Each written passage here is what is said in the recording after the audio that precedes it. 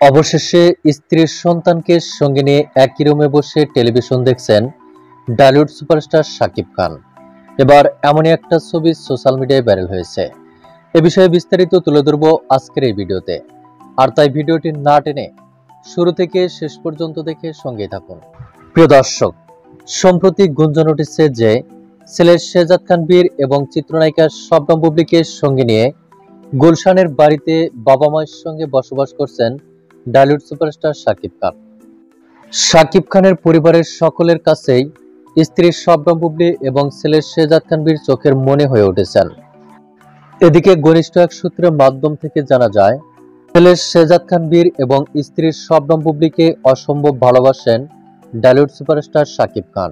তবে দীর্ঘদিন ধরে স্ত্রী শবনম বুবলীকে সঙ্গে নিয়ে গুলশানের বাড়িতে বসবাস করলেও শাকিব খানের সঙ্গে স্ত্রী শবনম বুবলী এবং ছেলে শেহজাদ খান বীরের তেমন কোনো ছবি কিংবা ভিডিও সোশ্যাল মিডিয়ায় দেখা যায় না। তবে এরই মধ্যে চিত্রনায়িকা শবনম বুবলী এবং ছেলে শেহজাদ খান বীরের সঙ্গে বলিউড সুপারস্টার শাকিব খানের একটি ছবি সোশ্যাল মিডিয়ায় বেশ আলোড়ন সৃষ্টি করেছে। ছবিটিতে দেখা যাচ্ছে বীর ও বুবলীকে সঙ্গে নিয়ে টেলিভিশন দেখছেন বলিউড সুপারস্টার শাকিব খান।